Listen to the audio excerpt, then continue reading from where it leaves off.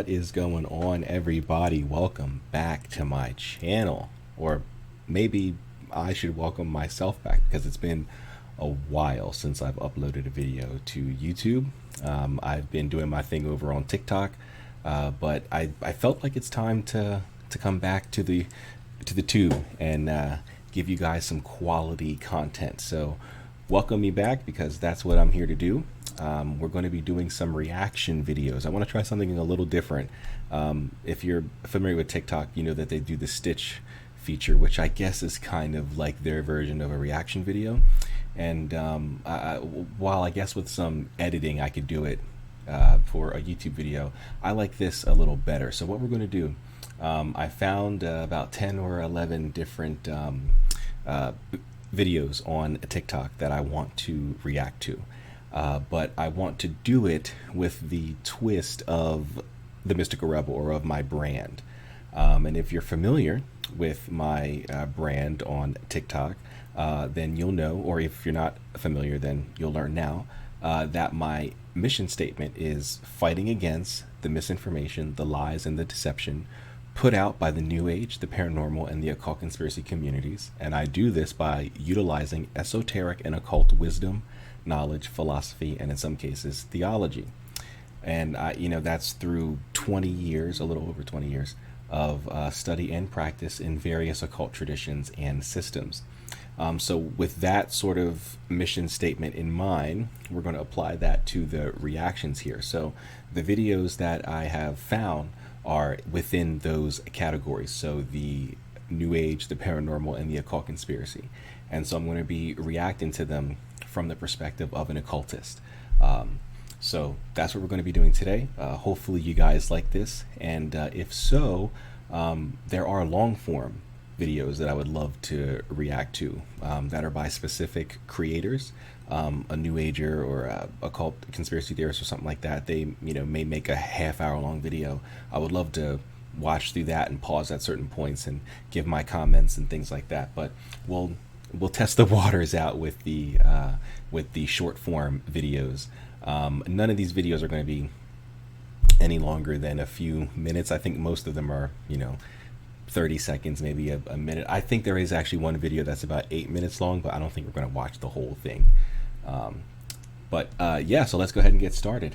So we're going to be starting here with who's this creator? Where are the, I don't know. It doesn't matter. It doesn't matter who they are. This is going to be Martians living on Earth. This is an entity named Rio that is channeled, and I'm quoting that because I do not believe that these influencers, these people, I don't know, these light workers, star seeds, whatever, I don't believe that they're channeling anything except maybe their ego, but that's what this is supposed to be. Martians living on Earth, information channeled by Rio through Tyler Ellison. Or channeled from Rio through Tyler Ellison.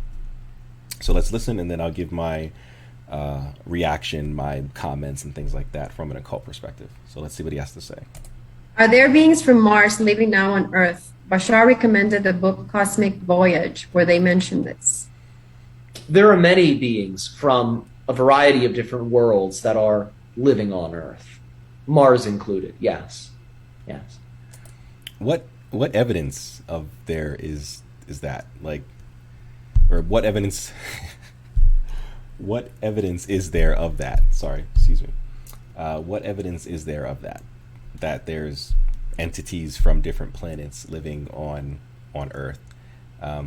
It's certainly not talked about in any sort of occult sense. At least not, outside of like the Nephilim or something along those lines, but they don't come from any specific planets.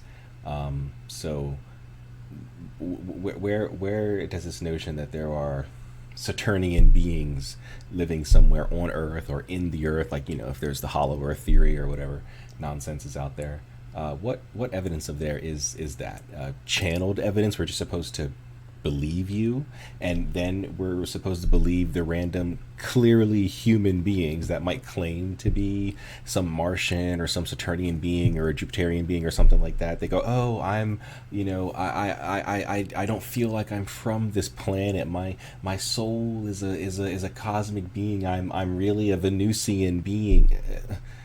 What? Based on what? Because that's how you feel. So what? Who cares how you feel? Not that feelings don't matter and emotions aren't important within the occult. They are, but they're certainly not the be all end all of things. And as a human being, we have to remember that there are times when our emotions can be wrong. There are times when thinking with our emotions is not a logical thing. So yeah, what sort of evidence is there that there are planetary beings living on Earth? And we'll be coming back to the planetary beings a little later in this video, but that's my first thing. According to whom? According to whom are there Martians or any sort of planetary being living on Earth? So remember, these beings are a little different than all of you in that you are based in physical reality. Many of these other beings that are connected to the planets of your solar system are not. Just as we are not based in physical reality. They're all not. Not many of them are not. They're all not. There are beings associated with the planets, and they can be interacted with, but they certainly don't live on Earth. They reside in the sphere of the planet that they come from, and by planet we don't mean the astronomical planets.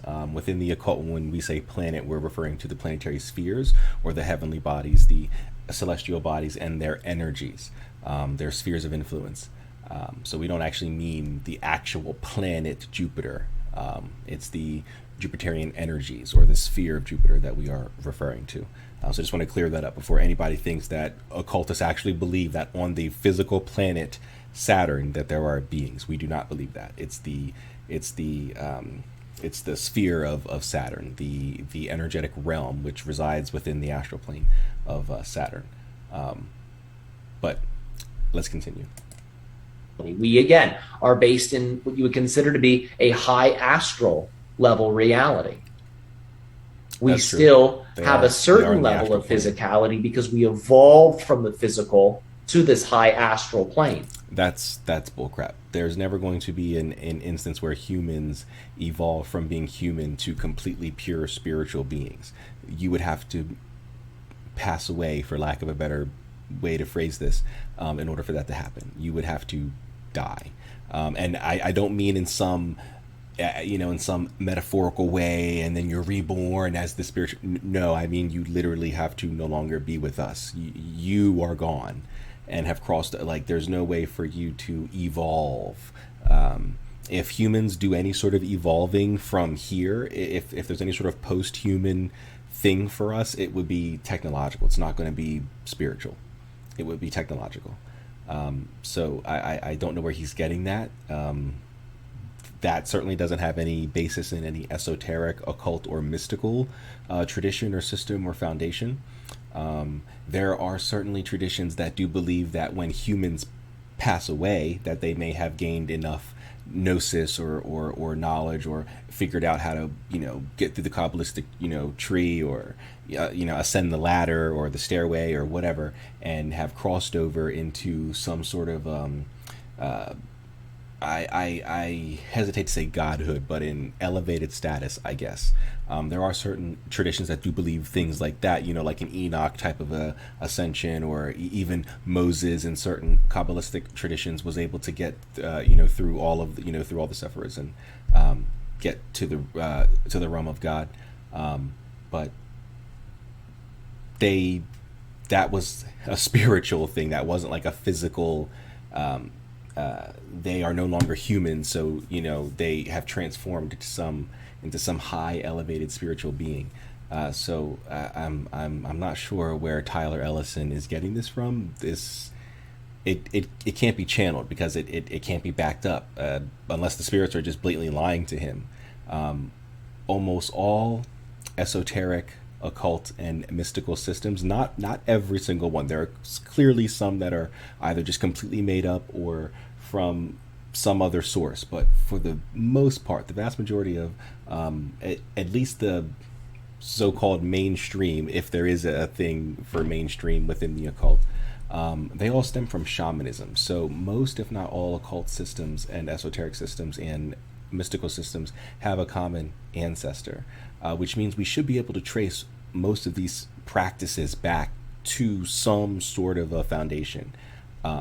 Where can we trace this back to? I, Please, someone in the comments, let me know. And I do actually mean trace it back to. I don't tell me to, do my own research. If you're the expert, or okay, let me not use that word, not the expert. If you're the knowledgeable one in this case, you should be able to point me in the right direction of doing my own research. Telling someone to do their own research is just a cop out, because you don't have the answer. Especially if you've done the research and you are confident in your answer, you should be able to not only present the research, but tell people how they can find that information as well. But anyway, oops. So our astral bodies contain, you could say, memory or record of our physical experience.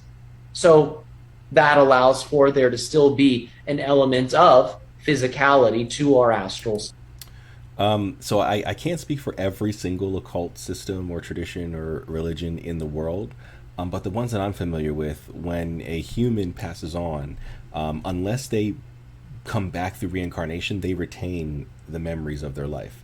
Unless it's repressed memories or things like that. I'm not sure how all that works, but your general memories that you can recall on a daily basis, you retain those when you pass over. It's only when you decide, if you decide to come back through reincarnation, that those memories are forgotten. The way he's talking, it's like, oh, they have some memories, and no, they would retain all their memories. State, and many of the beings of your solar systems are like this, because as you know, it's rather challenging for beings to thrive on the types of planets that you have in your solar system as they are now. But these planets were different What does that at even different mean? periods of time in your planet's history. And at different periods of time, certain ones were capable of sustaining life. So the idea is these beings that grew on these worlds and evolved on these worlds went through a similar evolution as us. They evolved past the idea of physicality. They became quasi-physical. They became non-physical. Again, the only way to do that is to die. There's no spiritual ascent where they become non-physical.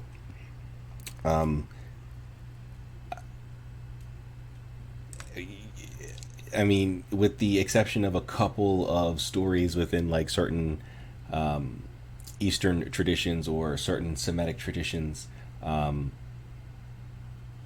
there's, and even to aspire to that would even be impossible. So, for example, I mentioned Moses earlier, how he passed through the Kabbalistic tree. He walked through all the Sephiras and passed through all of them, and made it to the realm of God.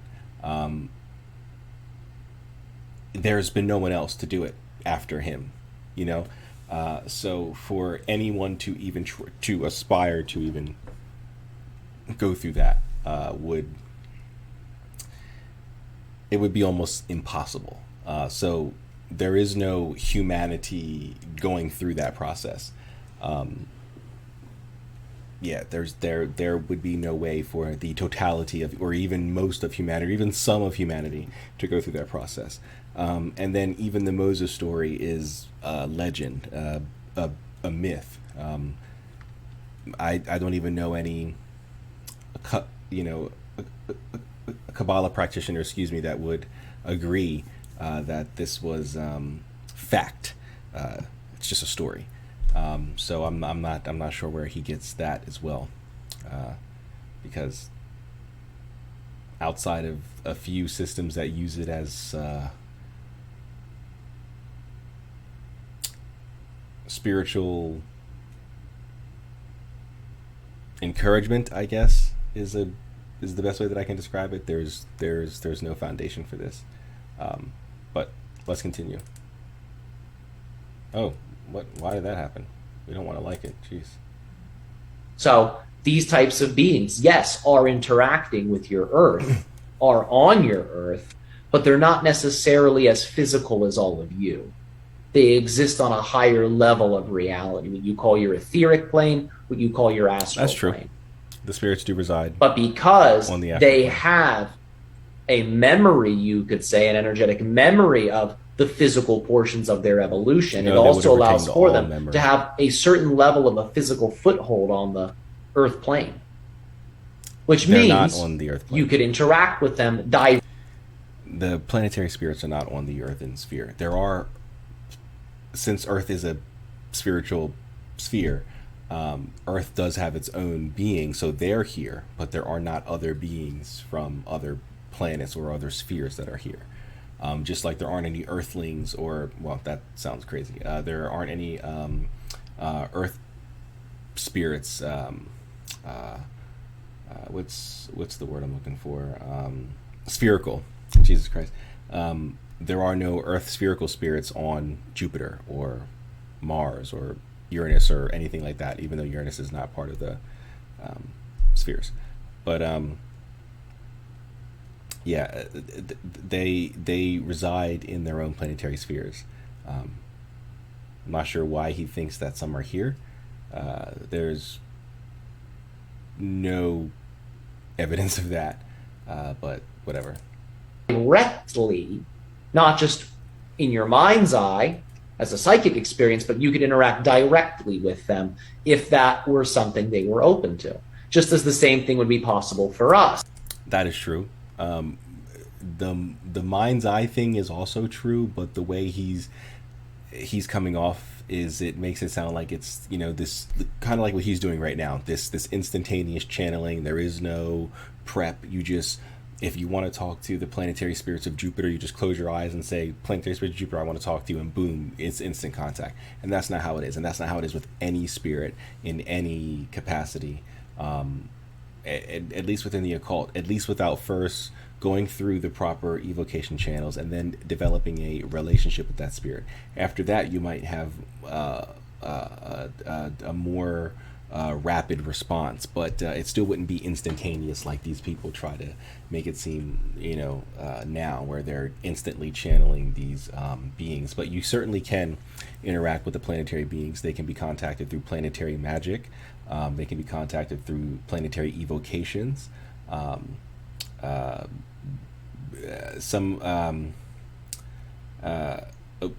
There are grimoires out there that outline methods for you to contact the various beings of different planets or spheres, I should say, or of the elements or the dead or the zones or the aerial spirits or angels or demons, things like the Goetia, the Grimoire of Pope Honorius, the Red Dragon, the Black Dragon, the Enchiridion of Pope Leo III, the Faustian texts, Denegromancia by Roger Bacon, things like that, all contain methods to contact spirits. And depending on the tradition that you come from, you might be able to plug and play. In my tradition, we can certainly plug and play. We agree that Agrippa or Trithemius gives us permission to plug and play. So we should be able to use, say, for example, a method from Trithemius to contact the planetary spirits, even though that might not be canon to whatever grimoire that they're coming from. A good text for contacting the planetary spirits in a ritualistic evocation manner is Seven Spheres by Rufus Opus through Nephilim Press. I don't believe you can get any Well, let's see. I don't think you can get any copies on their website. You might have to get it off of the secondary market, but we're gonna find out here. Oh wow, they updated their... Oh, it is here. Good. Excellent. They updated their website. It certainly was not like this like even a month ago. It looked way different. But yeah, they have it. Seven Spheres. This is a terrible book. I do not recommend the Book of Smoke is Fire to anybody at all. But I'm glad that they updated, because their website was very outdated and it looked terrible. It looked terrible. But glad it's back. So anyway, that's a good book, Seven Spheres by Rufus Opus, purchased through Nephilim Press. And how much did it say it was for that hard copy? I should hold on. Let me do Control Shift T, right? Yeah, there we go. What did it say the price was?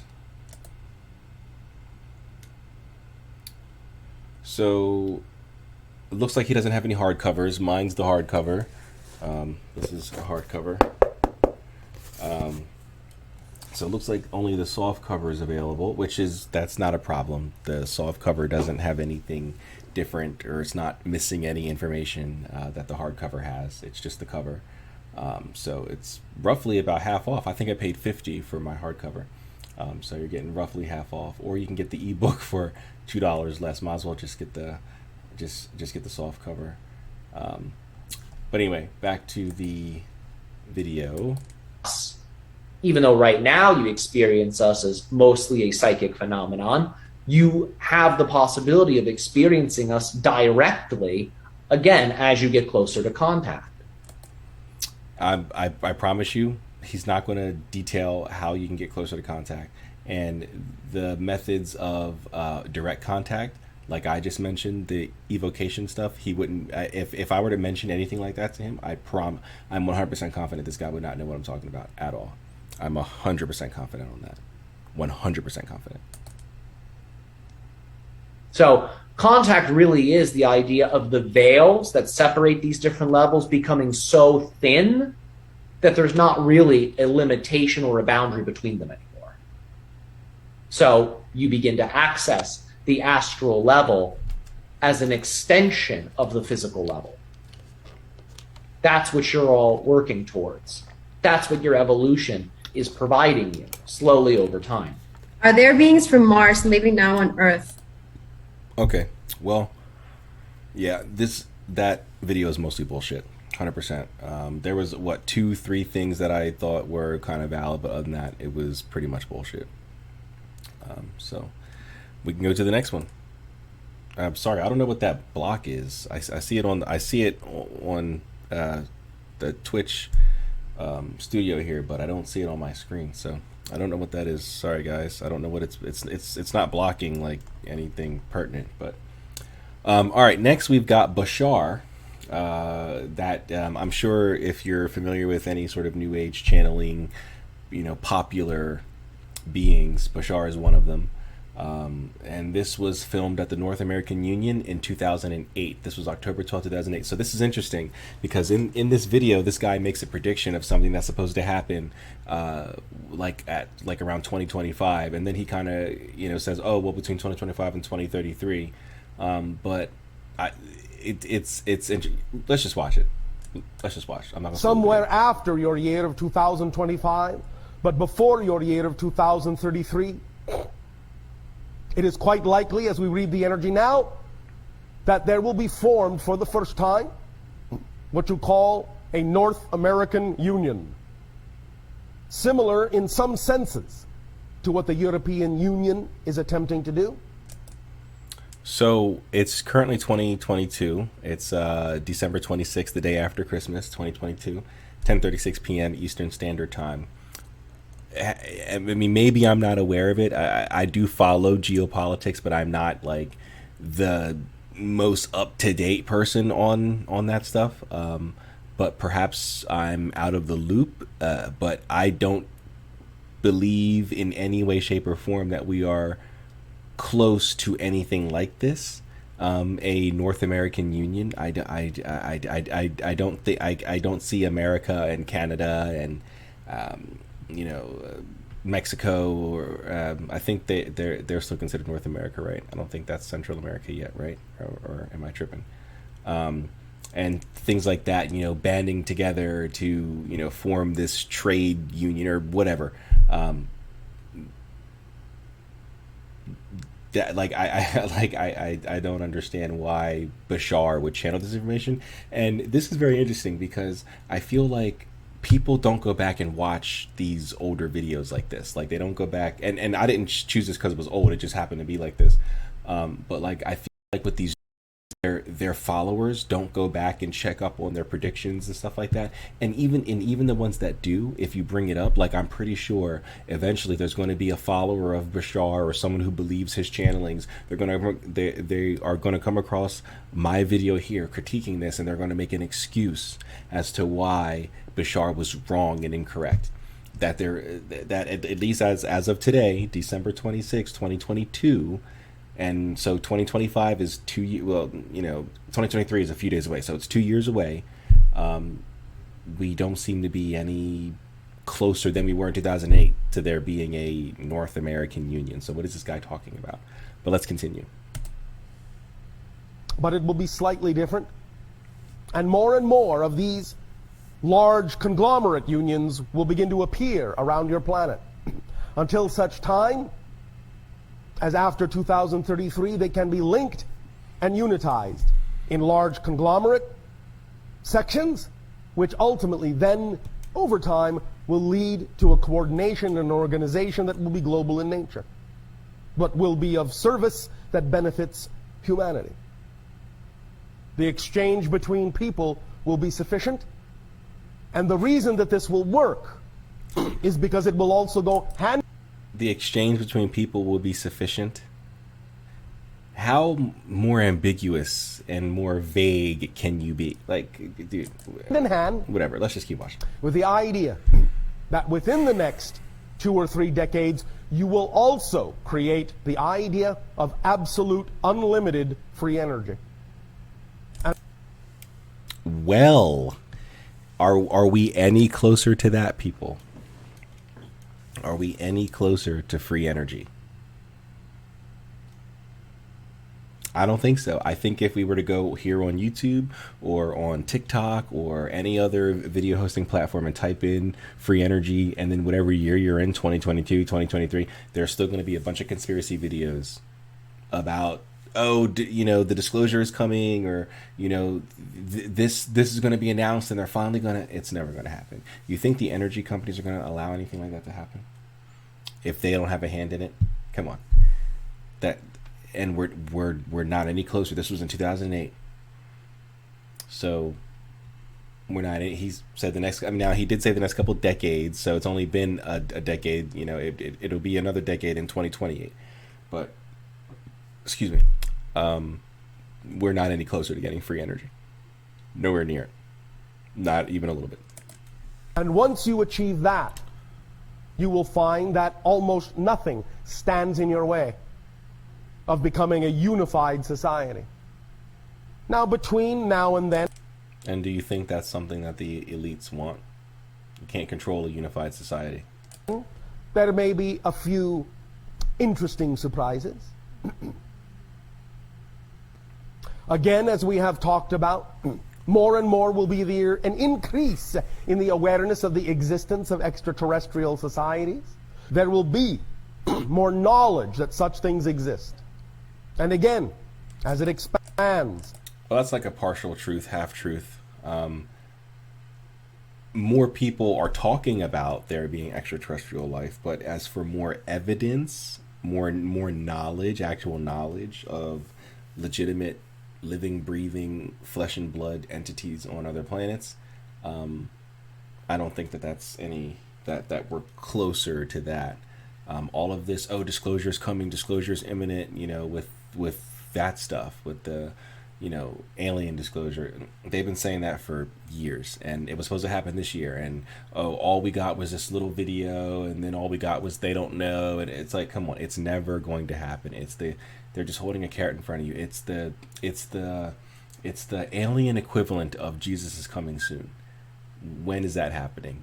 We hear it every year, every time, and if you're on TikTok and you're in, and you're scrolling through the live streams and you happen to end up in a religious live stream, you're going to see somebody saying that, Jesus is coming soon, and everyone agreeing with them, or some people not agreeing with them. But when? Are you the first person to ever say Jesus is coming soon? No. So then logic would tell us somebody was saying that 50 years ago. He hasn't come yet. Some logic would say somebody was saying that 100 years ago. He hasn't come yet. Logic would tell you somebody was saying that 500 years ago. He hasn't come yet. Logic would tell you someone was saying that 1,000 years ago. He hasn't come yet.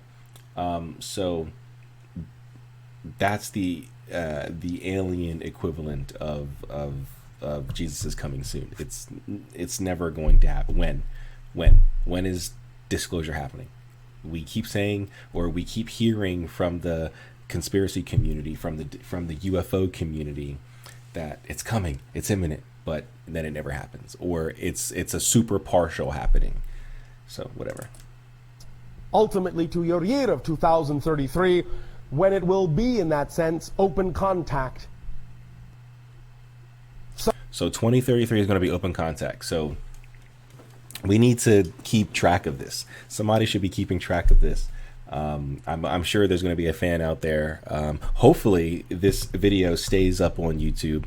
I don't plan on taking it down, but then again, it's 10:43 p.m. Eastern Standard Time on December 26, 2022. So who knows? Maybe I'll feel different in 2026 or 2027 if hopefully I'm still making content, and I've scaled and expanded. But hopefully someone in like 2028 or 2029 or 2030 or something will find this video and will be able to more willingly, because they're much more closer to 2033 than we are now in 2022, be able to verify this information, because no one's going to be remembering between now and then. But someone should do that. Someone should certainly do that. All right, let's take the next video. So this is a haunted doll. So we're leaving the alien stuff, the channeling stuff for now, and we're going to go into haunted items. So this is the paranormal side of things. We're going to go into the paranormal side, and then I'm going to give my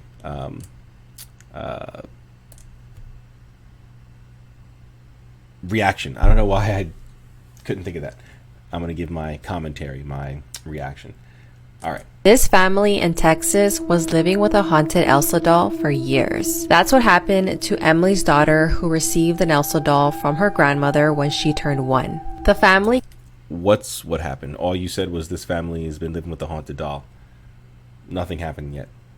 Kept the doll for a few years Sorry. until it started speaking on its own, even when the switch was turned off. Emily also said that after 2 years, the doll suddenly began speaking Spanish, which is weird because it only spoke English the entire time they had it. In 2019, Emily decided to throw... There's no video of this. I feel like if there was a video of this happening, she would have shown it. There's no video of the doll speaking Spanish, even though there's no Spanish recordings in it. Because I have seen a video like that, but where a kid took a doll, like an Elmo doll or something like that, back to Walmart, I think it was, and it was saying bad words and bad things, but that kid programmed it, that like he was like some whiz kid or whatever, and he uploaded he plugged it into his computer and he downloaded a different voice thingy for the doll.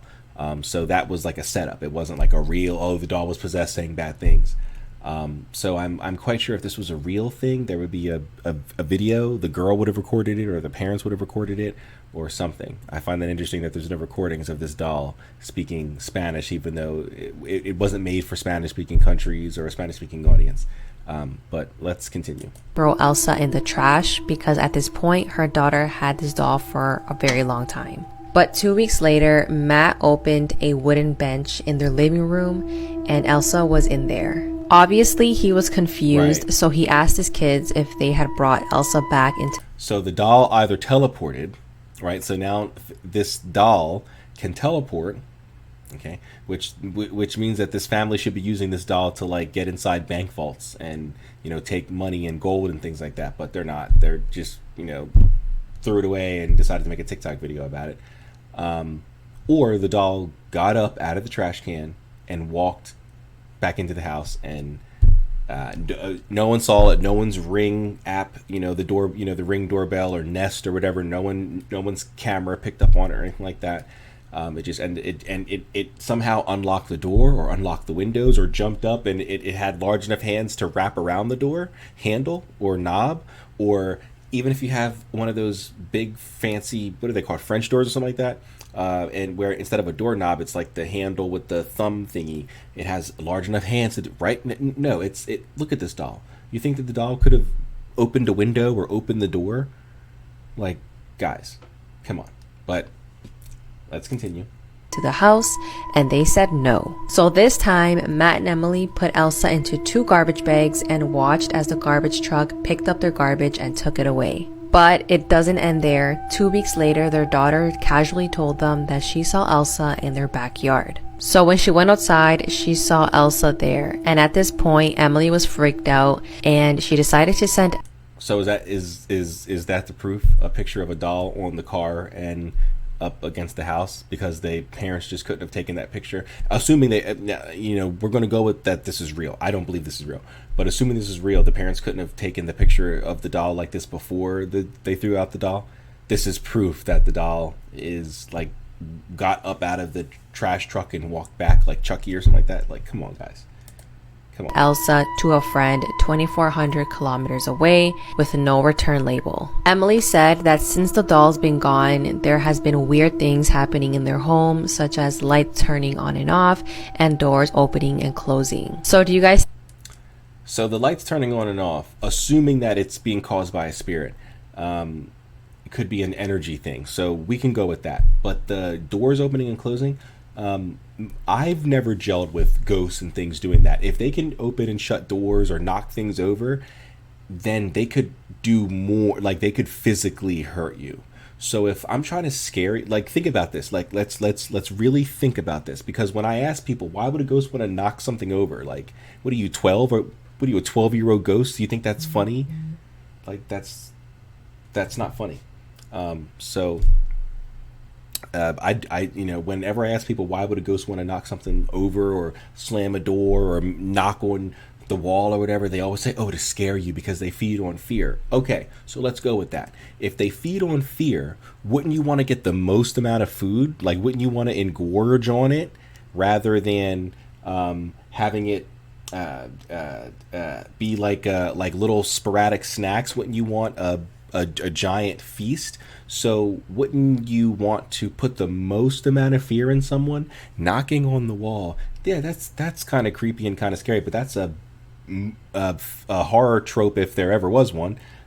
So why wouldn't the spirit pick up a knife or something like that? Like if you see a knife floating around your house, or like say you're sleeping in your bed, rather than the spirit knocking on the wall to scare you, to elicit some fear and feed off that fear, wouldn't a floating knife above your bed be 10 times scarier than some knocks on the wall? Wouldn't that elicit more fear, so that way the demon and his friends, if it's more than one spirit or whatever, can feed on you? That would scare almost anybody. Knocks on the wall. We have a tree, a giant tree above our house that squirrels are all up in there, birds and everything like that, and sometimes they knock the branches off and it hits the roof and it sounds like someone's walking on the roof sometimes. The squirrels be running around on the roof, jumping off the tree and getting back on the tree and getting the nuts that they throw down and all this other stuff. Sometimes it sounds like people are walking on the roof. There are times when the wind might be blowing hard and the branches knock up against the side of the house. It sounds like somebody might be rapping and knocking. But there's no way for you to explain a floating knife. There's no way to do that. So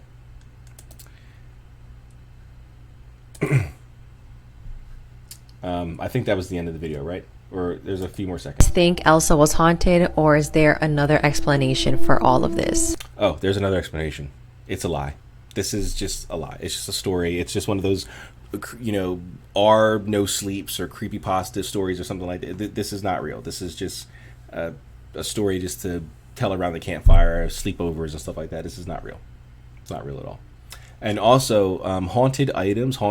Items can be cursed, right? Items can be cursed. But haunted, so meaning a spirit resides in, so a spirit resides in the item, that's going to be slim to none. It is certainly possible for spirits to reside in items, but they must go through a ritualistic process. You have to make the item hospitable to the spirit. They can't just inhabit regular items. You can look into fetishism, and I don't mean that in a sexual way. I mean spiritual fetishism. Even though it's not part of voodoo, the most probably recognizable to a Western audience would be the voodoo doll.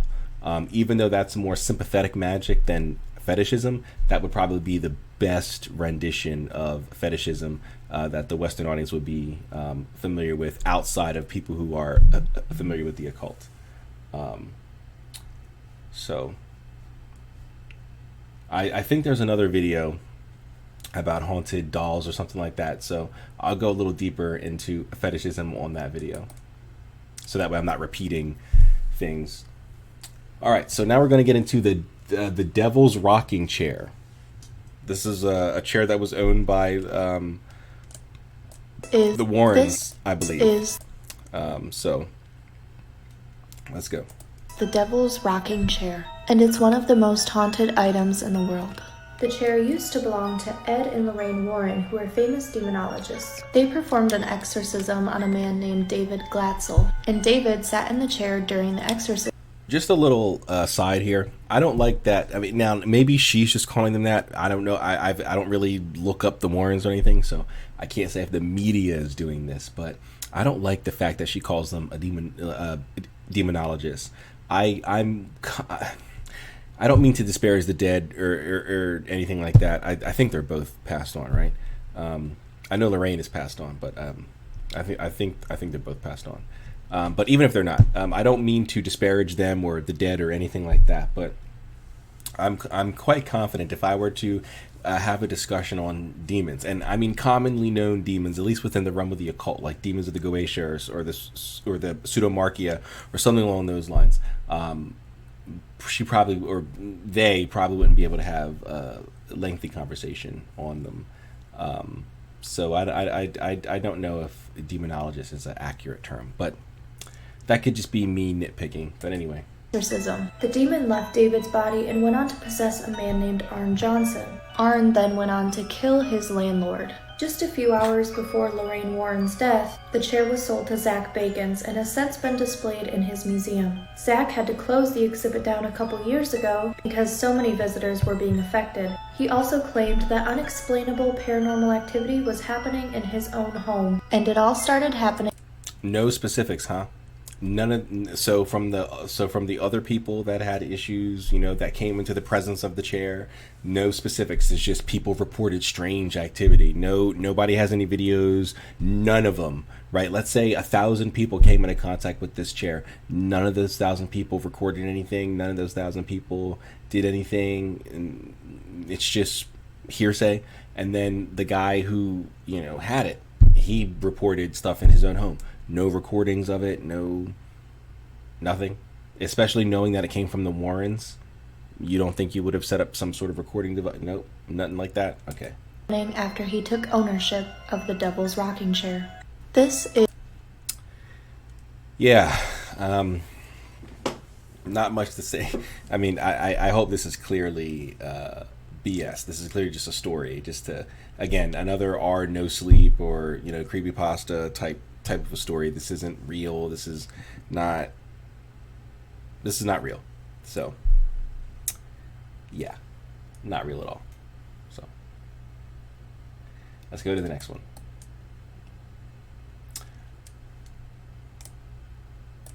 Oh yes, so this is the lady who claims to formerly be a witch and an occultist, and she had issues, and then she went to Christianity. So let's see. Come from 5 generations of witches, and this is why I don't celebrate Halloween. I wish I came from 5 generations of witches.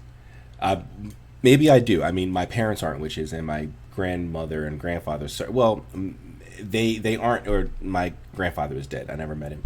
He died when my mom was only 14. So, but my grandmother is still alive and well.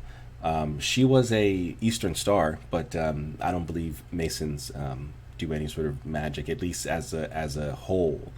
There might be individual Masons that do, but as a institution, they don't practice or even teach magic or anything like that. But my grandfather and my grandmother were Masons, and then when my grandfather died, and he did die at 33, my grandmother renounced that stuff and went to Christianity. But in talking to her, I found out that there's a runaway slave in my bloodline. So I'm sure there's some hoodoo or some African American folk magic, or maybe even some ATR practices in my familial line, as well as Blackfoot Native American, because my grandmother actually looks Native American. She doesn't look black or anything like that. She looks Native, and she did our ancestry years ago, and she has all the files and everything. She went down to the records office and all that, and did it all, and she found some Blackfoot ancestry. So I'm pretty sure there would be some Native American shamanic practices in my bloodline as well. So maybe I do come from a line of occult practitioners, but not recently anyway. But anyway, let's continue. Halloween. Halloween promotes fear, darkness, and death. During this night, a lot of sacrifices and blood rituals are done. So I hear that a lot from occult conspiracy theorists, that on Halloween or Samhain or whatever you want to call it, that there's a lot of sacrifices. According to what? According to what? Where? What occult? Not conspiracy. What occult source lists Samhain or Halloween or All Saints Day or whatever as a day of ritual sacrifice? I don't know any. I don't know any. I even have a few books that have like occult books that have calendars in them, and there is none of that.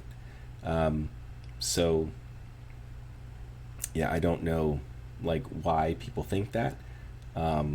It's not based on anything, and I'm 100%, and I hate saying this because I don't want to make it sound like I'm discounting someone's experience or their testimony or story or whatever. But I mean, I'm 100% confident that she did not come from witchcraft. She probably comes from New Age-ism. If she's telling the truth, she probably comes from New Age stuff. So,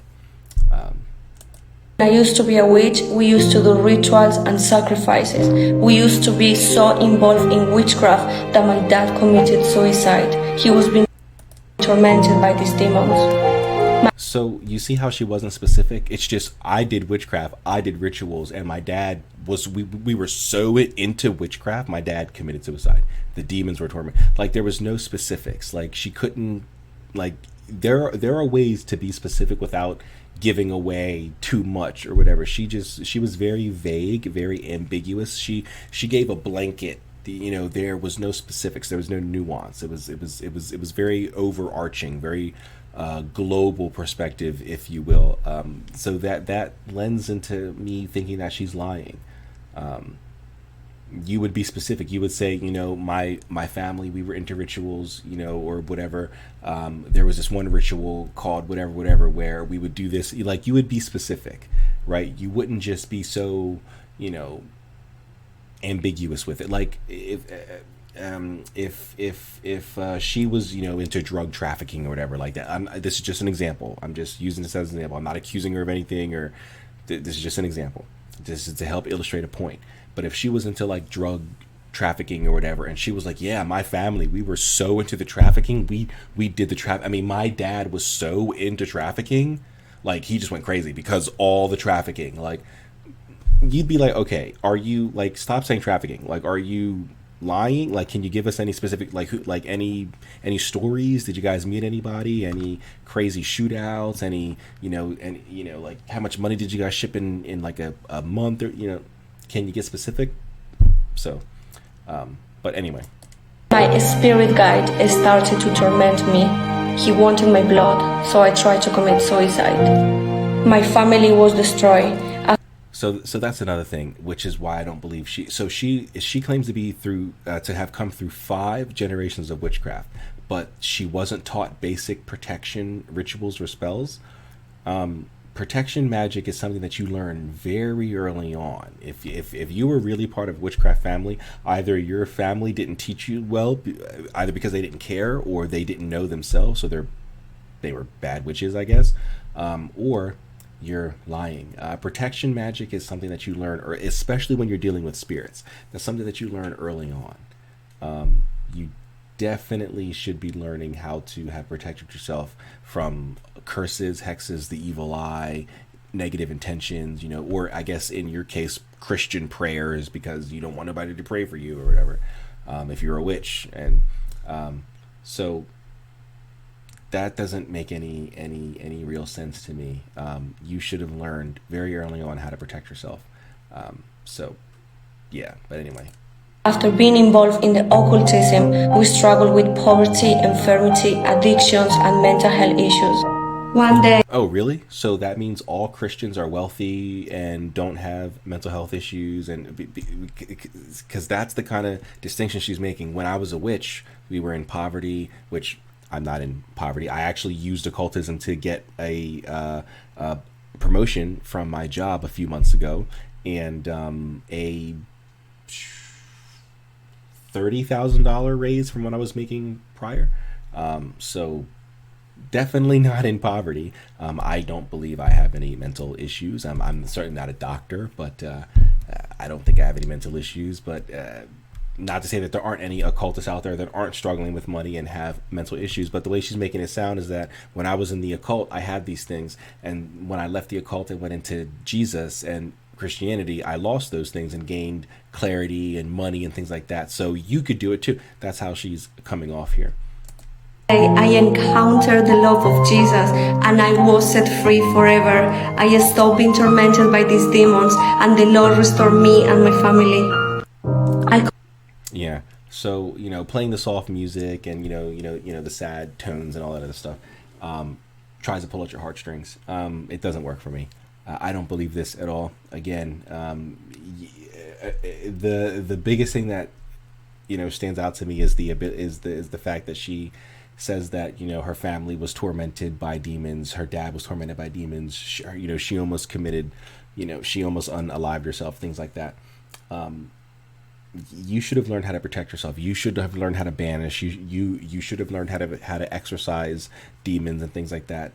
That's a basic practice when it comes to spirit work. It's not basic in and of itself, but when it comes to spirit work, which is advanced, it's one of the basics of the advanced works.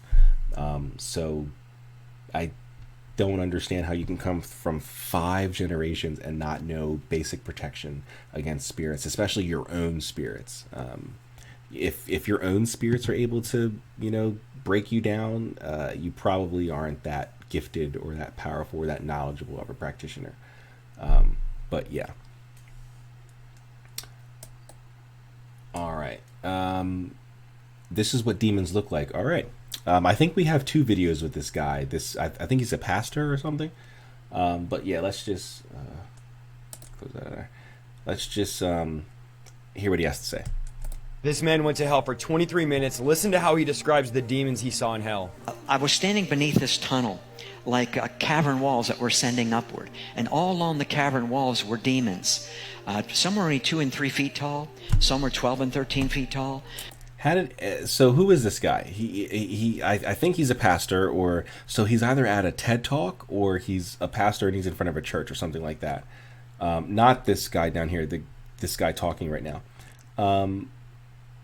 But either way, I would assume he's a Christian based on what he's saying now and what the rest of the video is going to say. But my question is, how did he get to hell? Did you have a near-death experience? And if so, why would God have shown you hell? Why didn't he show you heaven and the things that you were already Christian, right? Or is he telling a story from when he wasn't Christian and, he got into an accident or overdosed or whatever and he saw hell, so now he changed his life? He doesn't say that, but that's the only other thing that I can think of. Like, how'd you get to see hell?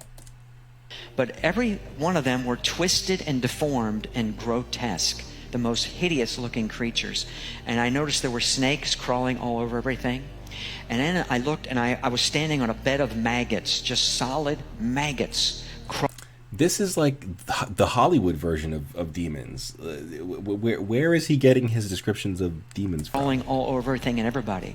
But remember, Jesus said, where their worm dies not and the fire is not quenched. And he used the word maggot. And Isaiah 14:11 says, where the maggot will be spread under thee and the worm will cover thee. This is no joke. Hell is a real place. Repent of your sins today and turn to Jesus so you never go there. So because this guy says it, this guy back here says that he had an experience of a vision. It's real now. How can I have that same vision? See, this is the problem with the New Age, with the paranormal, with the occult conspiracies, which is what this would be. They're not repeatable. I just have to believe you. But with the occult, the things that I talk about are repeatable.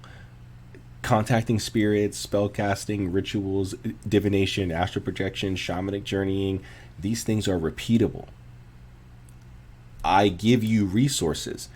Maybe not necessarily on YouTube because I haven't been posting content to YouTube, but on my TikTok, I give you the resources where you can go and learn about the things that I talk about and how you can do them too. But how can I have the same experience that this guy had? This guy here, how can I have the same experience that he had? I want to see the same hell he saw without having to go through whatever he went through. Like if he almost died or whatever, I don't want to have to do all that. But how can I have that same experience? There has to be a ritual or some hallucinogen I can take. Like how can I get that same experience? That's the difference between this stuff and the occult. The occult is repeatable. This stuff is not. That's what makes it true, because I can take it, because I can do something and I'll get a result, and then I can say, hey, you do this, follow these instructions, open your third eye, get into an altered state, and then do these things, and you will get a result. It might not be the 100% exact mimic copy of my result, but it'd be close enough that if we were both talking about the thing but wasn't mentioning the thing, we would know that we were talking about the thing. And then you give it to a third person and tell them, hey, open your third eye, get into an altered state, do the work. They'll get a similar result. Eventually, as you go down the line and you've got hundreds of thousands, if not millions of people who are getting results, it's real. There's no way that it's a coincidence after that. But is this repeatable? Can he tell me how I can see this vision too, and then I can tell someone else and pass it down the lane? No. So I don't believe this. Also, his description of demons. How do we know that that's what demons look like? Because we can actually go and even though this says demons of magic, I want to take a look at the Goetia. Because I don't think, hold on, let me go back to demons of magic. I don't think demons of magic has descriptions. Give me 1 second. I don't think it has descriptions. It's got to load.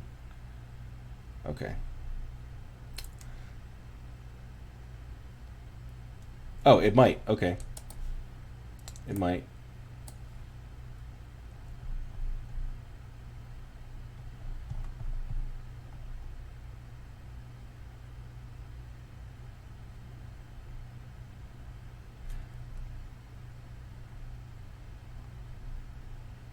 Okay. No, it doesn't. All right. So I was right in my initial thinking to go to the Goetia. I knew I figured it didn't. It's been a while since I read any of the Gallery of Magic books. Which version do I want? Let's just, no, that's the Luciferian Goetia. Let's do this one. So we can look at books like the Goetia.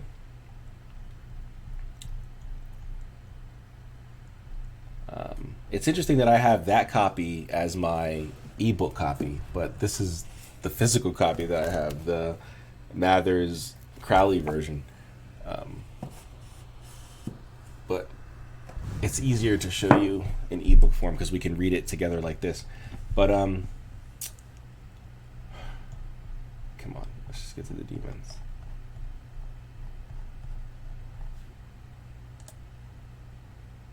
Scroll down a bit further.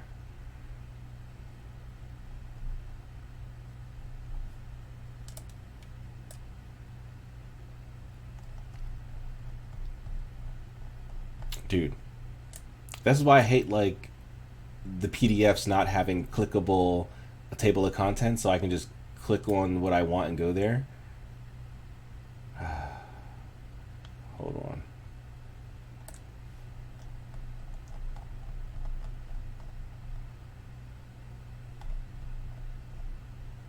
There we go. Jeez. All right. So let's just pick a random spirit. Here we go. Horus, or Havres, or Florus. The 64th spirit is Horus, or blah blah blah. He is a great duke and appeareth at first like a leopard, mighty and terrible and strong. But after a while, at the command of the exorcist, he putteth on human shape, with eyes flaming and fiery, and a most terrible countenance.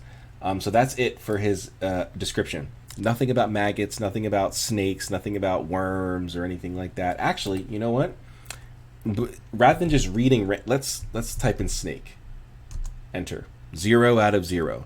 Oh shoot, you can't see it because the little block thingy there. Why is that there?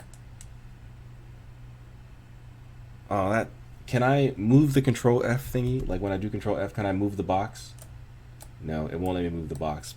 That sucks because there's a box. Like there's a box here. That sucks. Sorry, guys. But it didn't find snake. Let's type in, what was the other word? Maggot? M-A-G-G. Oh my god. Alright, Control F. M-A-G-G-O-T. 0 out of 0. Worms. Or worm. Worm. Okay, there is worm here. Oh, but this isn't his appearance. It says also. No, I don't want that. It says, also he maketh men to die in 3 days by putrefying wounds or sores and causing worms to breed in them. So while he can cause worms to appear in your sores, he himself does not appear as worms. This is for Vetpar, the 42nd spirit. He appeareth like a mermaid. So worms and snakes and all that, no, none of that. But what's the second thing in worms? Sabnock. Same thing with him. He also can afflict men for days with wounds and with sores and rotten full of worms. But it has nothing to do with his appearance. His appearance is actually the form of an armed soldier with a lion's head. So no snakes, no worms, no maggots, no sulfur or anything like that. So yeah, we have descriptions of demons from people who actually contact them in the real modern day world. You don't have to go on have some near-death experience. You can contact them right now today and see them through your third eye. And they don't have maggots and worms and snakes and in hell with pillar walls and or whatever he was talking about. Yeah, so none of that. So next video, and wow, we're over an hour and we're only 1, 2, 3, 4. Yeah, we're about halfway through. Jeez, I hope it doesn't take us another hour. It should not take us another hour. I don't want this to be a 2-hour video. And maybe now that I'm thinking about it, unless you guys really want a long form, I mean, it took me an hour to get through videos that are no more than 2-3 minutes at max with my commentary. So if we do an hour-long video, like I react to an hour-long video, we'll probably be here for like 3 hours. But anyway, let's see what this chick is talking about, or this young lady, excuse me. I'm not sure if you can read it because I can't kind of read it here on Twitch, but it says, while others ridicule me for my spiritual lifestyle, I'm over here channeling my cosmic family and experience a heart-expanding love they'll never understand. So that sounds nice.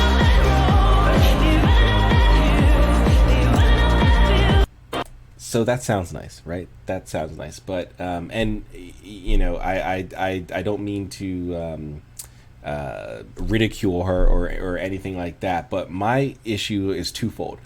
So you kind of can't see it because, or at least from my view on the Twitch studio, you can't see it because my face is covering it, my face square. But the caption or the caption, the video caption says every journey is valid. That's not true at all. I'm sorry to be the guy, but we have to understand the words that we use, right? every journey is valid, or all religions are valid, or all spiritual beliefs are no. There are plenty of spiritual beliefs out there that are not valid and that are predatory and that are just plain evil. The super famous Hollywood one, where that actress, I don't want to get targeted by them, and I don't want to get targeted by the algorithm, so I'm not going to say the name, but that popular actress from that show that took place in New York, with the other actor who's kind of a big name actor, probably A- right now on the list, but she was she was on that show and she left, and then she did the expose. She had another show on another network, where she did the expose on the famous religion out in Hollywood. Them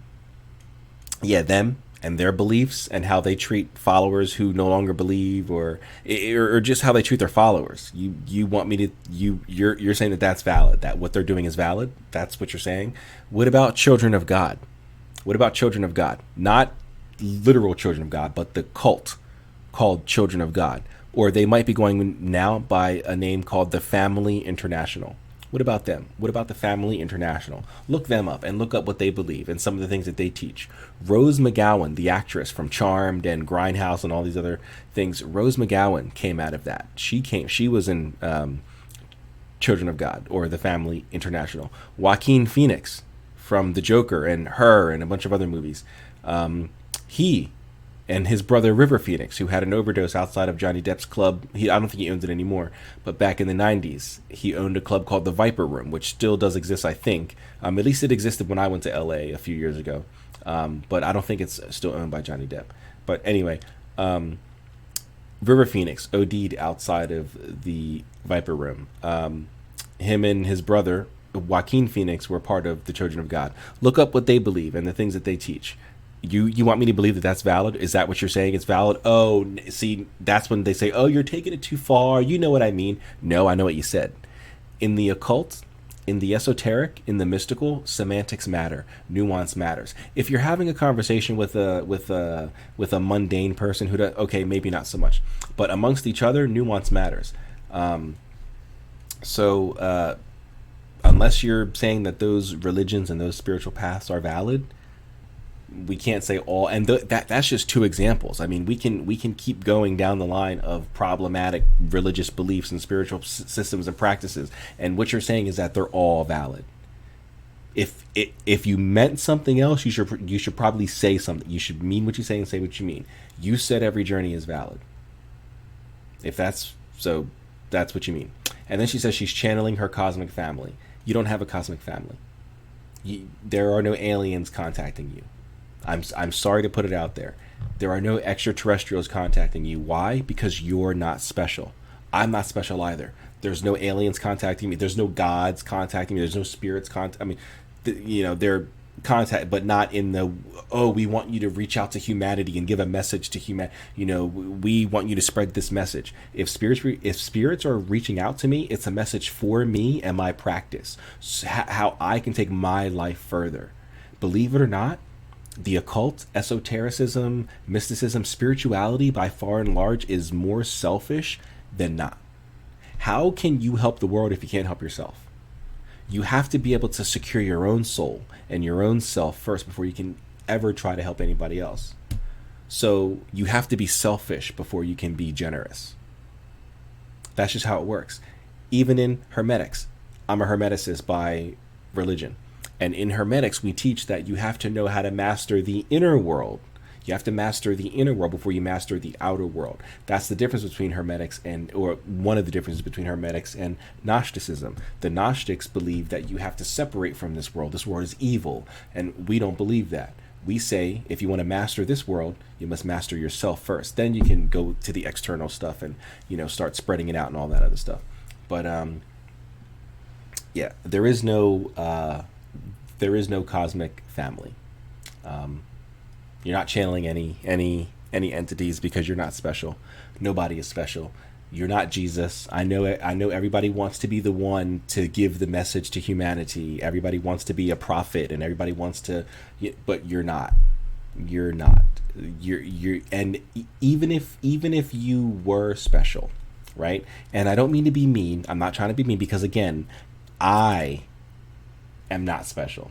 But if we were to go to this girl's page, I doubt she has 100 million followers. Okay, she has she has less than me. She has, and again, it's not about having more than her, blah blah blah.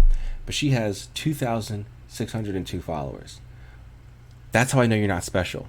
Because why would an extraterrestrial super intelligent race choose someone with less than even 50 million followers to spread the message to humanity? You have 2,000. Your message is not getting to humanity. Even if you go viral, even if you were to go viral, that's not going to humanity. If you were to get 2 million views on your video, that's not humanity. So you're not special. There is no cosmic family. Your family is here on Earth. Hopefully they're all still alive, and you're in communication with them. If not, hopefully you have friends that you might, call your family or your tribe or whatever. But your family's here on Earth. You do have ancestors and things like that you can tap into and that love you and want to help you. But that's not who she's talking about. She's talking about, it says hashtag channeling angels. Channeling aliens, extraterrestrials, so yeah. All right, moving on to the next one. Here's that guy again, the pastor guy, or I think he's the Christian mentor teacher guy. I can't say if he's a pastor, but There are new age practices that open you up to demons. Number one is yoga. The word yoga means to unite to the Brahman, which is the Hindu concept of God. Yoga will open you up to demons. Number two is... Whoa. All right, let's take these one at a time. So, two is... Wait. Yoga will... Okay, so yoga is demonic. It's going to open you up to demons. Why? Because it opens up your energy centers. Why would God want our energy centers closed up? And if we're not supposed to open them, why do we have them? Why does God give us all these? Why give us all this stuff that we're not supposed to do, not supposed to have, not supposed to use? Why make it? Why put it there? Why give us access to it if we're not supposed to use it? He, just as easily as he created us with it, he could have created us without it. Why give us energy systems if we're not supposed to use them? Why make them work together if we're not supposed to use them to work together? It doesn't make any sense. It does not make any sense. But how, just because your energy centers are open, how does a demon get into you? Because you have open energy centers. That doesn't make any sense. But anyway.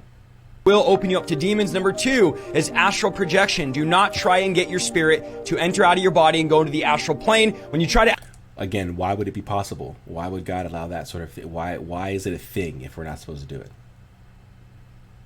Astral project off... You could have easily just snapped your fingers and taken all that away. Sometimes demons will enter into you. Number three... No, they won't. Demons do not. So when you astral project or do any sort of astral travel or shamanic journeying or soul traveling, your astral body is tethered to your physical body. And as far as I'm aware, that rope or that string is endless. There's always going to be stories of things happening, but I am not aware of a legitimate case where someone traveled too far away from their body during an astral projection and got lost and couldn't find their way back, and they were stuck out there, and they couldn't be woken up or anything. I've never heard of anything like that in a real way. Of course, there's always going to be stories and things to scare you and urban legends and all that, but I've never heard of a legitimate case of someone astral projecting and getting possessed or getting too far from their body or anything like that. Since your soul is tethered or your astral body is tethered to your physical body, there's no risk of a demon or any sort of other spirit entering in. That's just ridiculous. These Christians just don't want you to see that there's things outside of their God and their angels and their saints and whatever else, that there are other beings out there, aerial spirits, planetary spirits, elementals, the dead, the genius Loki, the spherical spirits, the zonar spirits. There's all kinds of stuff for people to work with and to engage with, and they don't want you to know that. Whether or not they even know it themselves, they're just perpetuating fear and ignorance. Even if they themselves don't know that there's things out there, they don't want you to know. So, but let's continue. Free as tarot cards and angel cards. You don't need to go to some demonic card when you can go to the God that created you to find out about. How is a card demonic? These are mass produced in factories. So I mean, now yes, are there custom cards that people might, set up a GoFundMe for, and they might be ritualistically yes, there are those, but the vast majority of tarot decks that people own, especially the people who own like numerous decks, those are mass produced, bought on Amazon, bought at your local occult shop or some bookstore or something like that. How are they demonic? You want me to believe that there's literally hundreds of millions, if not billions, of demons running around? That would negate the fall theory. It was the Bishop of Tusculum. No. That one second here. I know that there was a bishop who tried to give the number of fallen angels, and I'm trying to find it. It was one of the bishops of this town in Germany or France or something like that. There were 14 bishops of this town.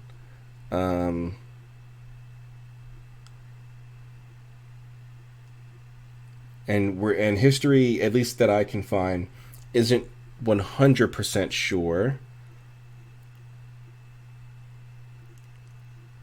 on. Just give me a moment here. I'm gonna find this. History's not sure on which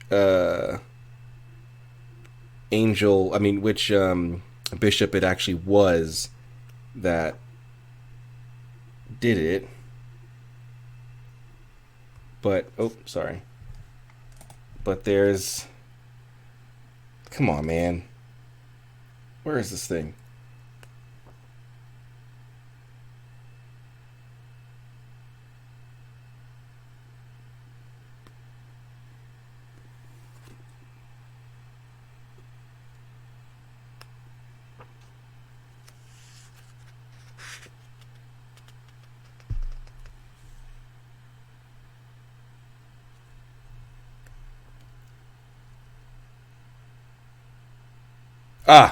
I was right. It was Tusculum. I was fucking right.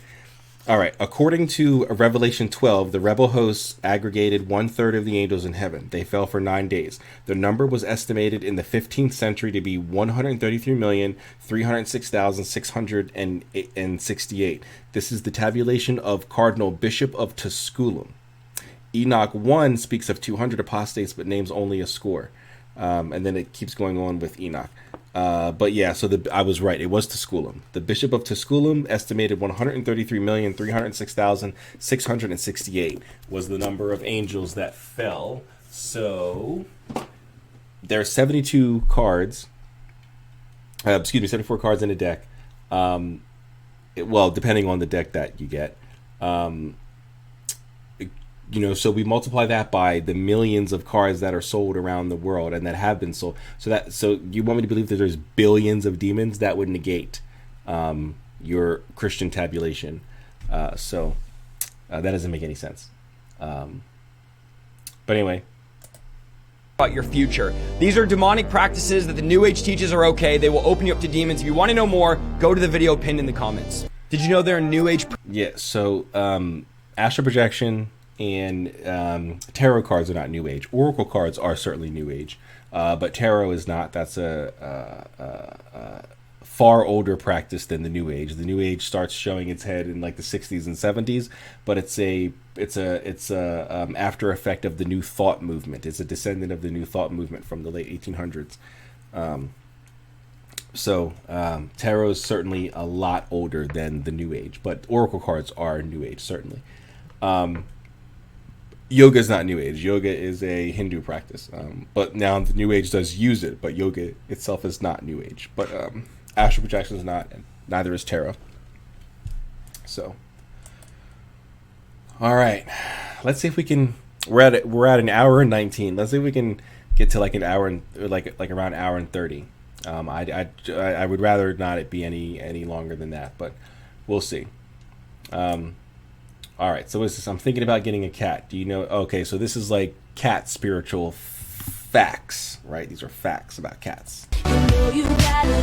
So it says, I'm thinking about getting a cat. Do you know anything about them? Okay, so some cats are ninth dimensional beings, is what the top one says. I'm not sure if you guys can read this up here because I can't when I'm looking at it on Twitch Studio. So I'm going to read them, but if you guys can, let me know in the comments and I'll stop reading them. But I'm assuming you can't because I can barely read it in Twitch Studio.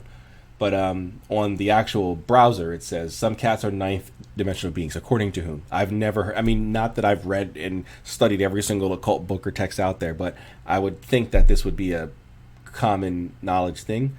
According to whom? Who says this? And what are their credentials? Like what is, like, I've never heard of that. And what is a ninth dimensional being? That's a, like you hear the New Age say that, oh, this archangel is a seventh dimensional. What does that mean? And if that's what you're saying, if I go and ask the next New Ager, would they say a seventh dimensional being is the same thing? Like they'll give me a similar explanation, or will they give me something completely different? And then you'll respond with, well, everyone has their own interpretation. Yeah, but his interpretation and your interpretation are two different interpretations. It's not like they're similar. Like, you guys have two separate interpretations, so one of you has to be wrong. There's no way that you both are correct. But or the 8 of you who all have different, or the 12 of you, or the 100 of you who all have different interpretations of what a seventh dimensional being is, who's right? You all can't be right. That's not how it works. So according to whom is some cats ninth dimensional beings, and what are their credentials? They purr at 26 hertz. That might be true. I don't know. I've never looked into that, but that may be true. Their purr has healing energy. Define this. What do you mean by that? Because again, the New Age loves to make overall vague, ambiguous statements, but they never narrow it down. They never get nuanced. Healing energy in what way? Now, obviously, I'm not naive enough to, and I hope you're not naive enough to be thinking that it means that, like, if you have an open wound or something, that it'll close it up or anything like that. But I mean, say you're sick, or say you have a disease. Is it going to help with that? I don't know. I would say their purr might be soothing, which I guess in some ways might have healing effects, like mental healing and stuff like that. But I don't know about the healing. They can astral project when they sleep. I mean, I know humans can certainly astral project when they sleep and when they're awake, but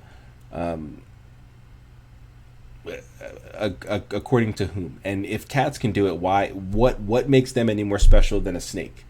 Or what makes what? Because they were used in ancient Egypt? Oh, because there's a cat goddess named Bastet. There's also a snake goddess. I mean, a snake god. There's spider gods. There's hippo god. Like, why are cats the special ones? Great Danes were used as guard dogs. Why?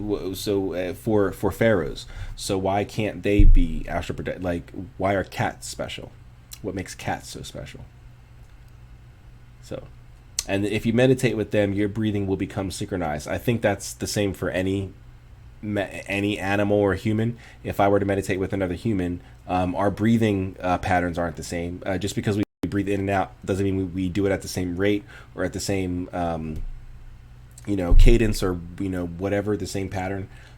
So if we meditate together, it will become that. So that's not special with cats. But I guess when you're just dancing around with the oh, happy music, oh, I like kitty cat.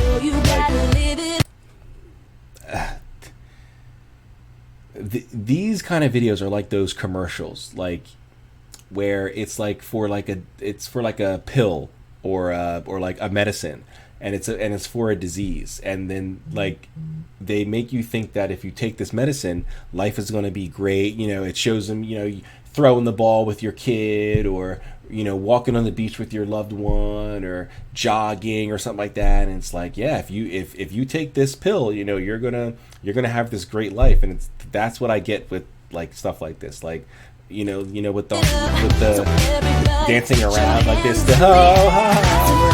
I got my kitty cat. They purr at 26 hertz.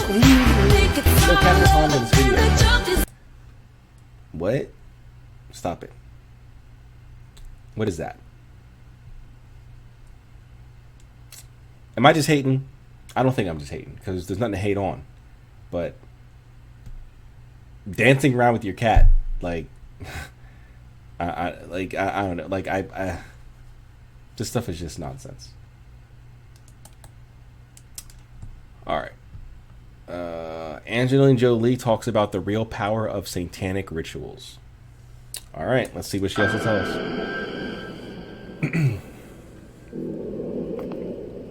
Come on, Angie. Talk to us, Angie.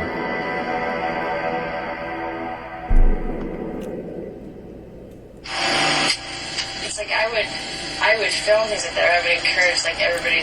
So there's some text here. It says it's supposed to be closed captions, and so it's saying what she's saying, but it's filling in some of the blanks too, even though they're not blanks.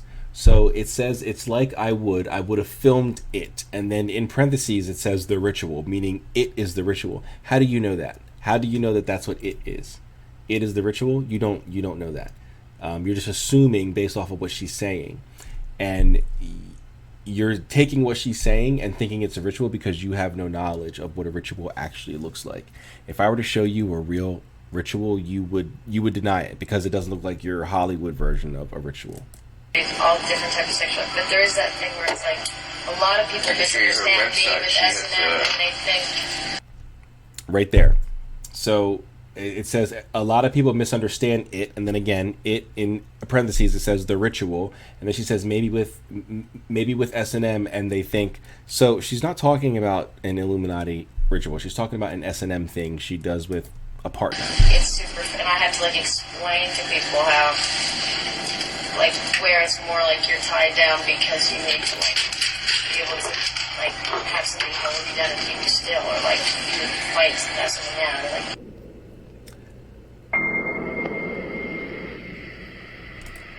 So during the Illuminati ritual, you are indeed tied up, sodomized, and tortured by the members. So this is a satanic ritual.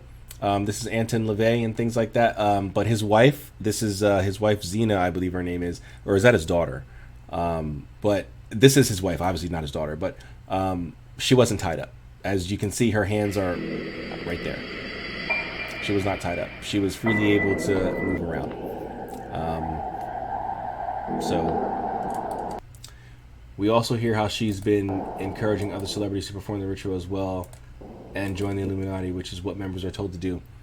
I don't recall that, and it's great that they didn't. It's funny that she didn't show it. But yeah, not Illuminati. She's talking about an S&M ritual, as she says in the video herself. So, all right, final video. The final one, guys, and we're about an hour and a half in. Yeah, hour 27. So this will be the last one. Then we'll wrap it up. So thanks to everybody who's still watching. Thanks for being here for the hour and a half. Leave your comments and let me know if you like this, and also tag me if you guys find any short clips or even long form that you may want me to react to. But please keep them in the realm of paranormal, New Age, or occult conspiracy theory. I don't discuss religion at large unless it's, again, dealing with occult conspiracy theory. I don't deal with non-occult things or non-spiritually related things. So no politics or no race stuff and things like that. But if you find any videos that deal with New Age nonsense, paranormal, ghost hunting, demons, things like that, send them my way, or occult conspiracies, and we can look at doing another round of this in the very near future. But let's finish up here with Doja Cat. No description here. There's nothing in the caption. So let's see, Doja Cat. Favorite what? Your zodiac sign. Libra. Libra. Thank you so much for your time. Appreciate you. Thank you. Doja's vibes lately, it's giving humiliation phase. Now, if you're unfamiliar with like the phases of like indoctrination into like the secret societies or whatever, check out. So down this is here where supposed I've to be her referenced humiliation many- ritual, right? So why now would be I thought these were supposed to be before you become famous. So if she was going to go through a humiliation ritual, wouldn't the logical thing, especially if you want this to be believable, wouldn't it have been better to do this when like the bitch I'm a cow go moo, when that was going viral? So when she really wasn't, I mean, yeah, she had music before that, but she was nowhere near the mainstream. She was not mainstream at all. That cow song made her go mainstream, even though she claimed it was a joke. That's what made her go mainstream. That would have been around the time to make her do a humiliation ritual. And where's her sacrifice? I mean, isn't she supposed to? Aren't all celebrities supposed to sacrifice someone close, a loved one, a friend, something like that? Where's her sacrifice? So she's doing this late. So she's late on her humiliation ritual, and she didn't do a sacrifice. Like, I guess, like, your theory is starting to fall apart here. Also, I can name a bunch of celebrities who have not done humiliation or sacrifice. So what do you have to say about those actors and singers and politicians and professional sports players? Oh, speaking of that, most professional sports players don't go through humiliation or sacrifice, and yet they sign multi-million-dollar contracts. LeBron James and, D Wade and, Steph Curry, these aren't the only players out there. Their teammates are also making tens of millions of dollars. Not all of them, but a lot of them are making tens of millions of dollars, and I don't recall seeing any news of them doing any sort of rituals but yet they're famous.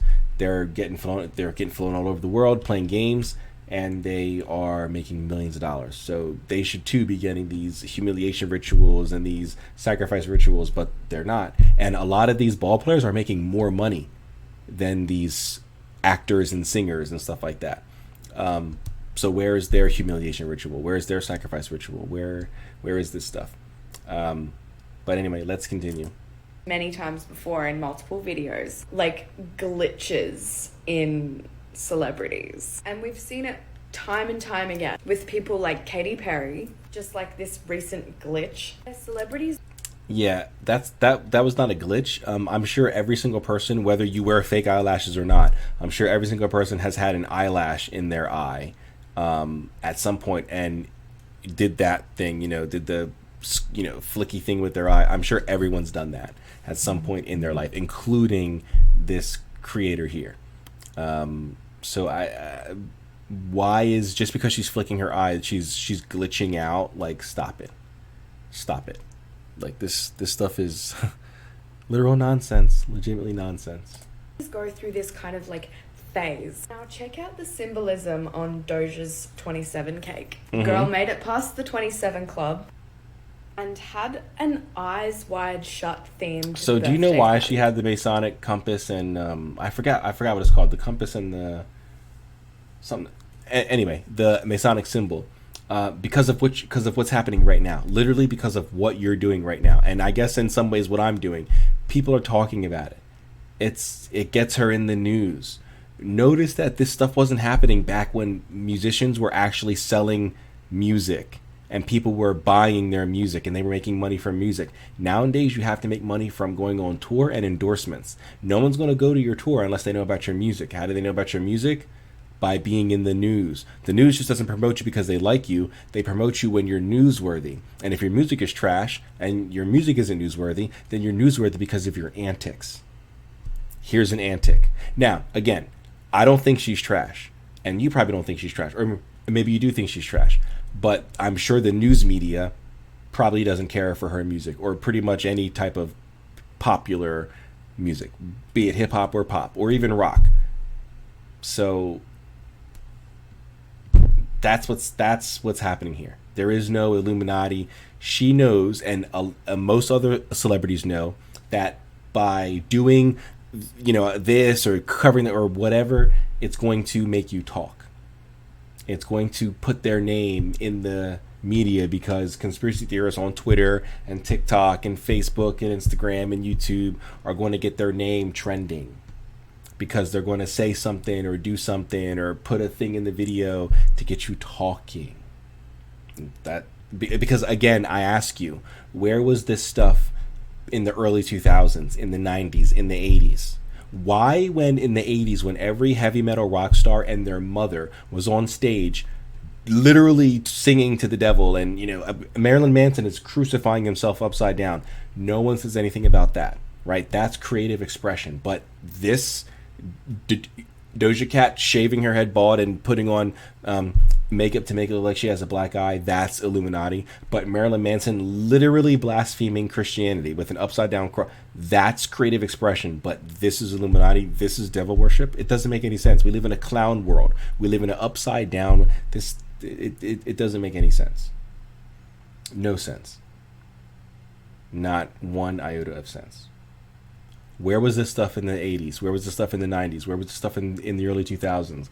Now, there may be little sporadic things here and there, but as a whole, like it's happening now, where is it? All of the, I'm sure everyone has seen that picture of like the 50 celebrities. It's like an image of the 50 celebrities all doing the hand-eye symbolism, like the hand over the eye or the 666 or whatever. Notice that all those are modern day, like with the exception of like maybe one or two.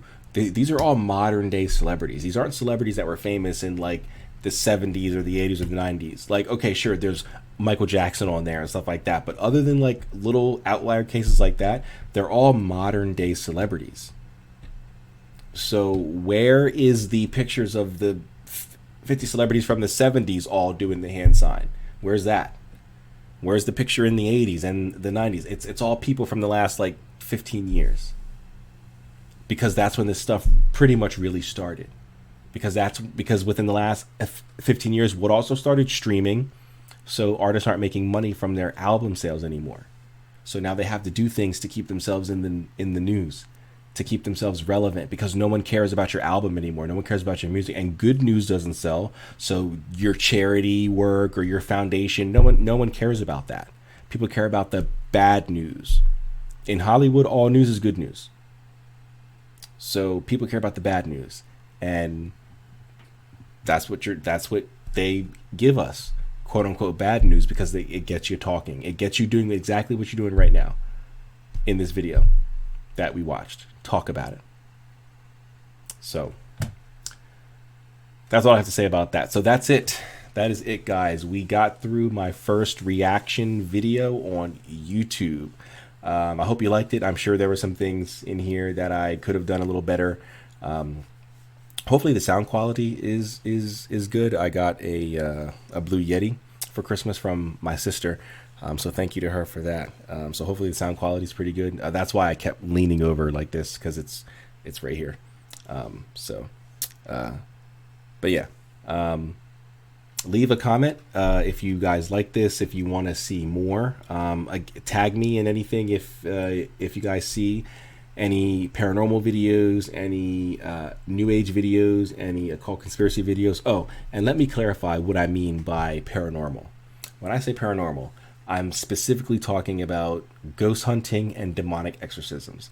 I'm not talking about cryptids. I'm not talking about UFOs. I'm not talking about, David Paulides missing 411 or anything like that. I'm talking about ghosts and demons, because these are the things that we deal with in the occult. I'm trying to keep it on brand of the Mystical Rebel. Maybe down the line I'll expand and start talking about things that are outside of the realm of new age nonsense, paranormal nonsense, and occult conspiracy nonsense. But for right now, I want to keep it within the Mystical Rebel brand. So videos that you might come across on TikTok, tag me in. Clips that you might come across here on YouTube, tag me in. Feel free to email me videos from Facebook, Instagram, stuff like that. But again, keep it in the realm of what I do, both here and on TikTok. But I think that's going to be it for me, guys. You can follow me here. Please do like and subscribe for more, and leave a comment. You can also follow me on TikTok. My name on there is the same as on here, The Mystical Rebel. I also have a website, themysticalrebel.com. And I think that's it. I don't think I'm anywhere else. Oh, well, if you want, you can also find me on various occult forums. You can find me on Wizard Forums and Studio Arcanist, but on there I'm under the name The God King. Also, I have a Discord. The link is in my bio on TikTok, but I'll probably put it in the bio here. But yeah, that's it, guys. Thank you all for watching. I appreciate you if you watched the whole way through. And I'll see you in the next one. So until then, as always, seek the mysteries. Peace.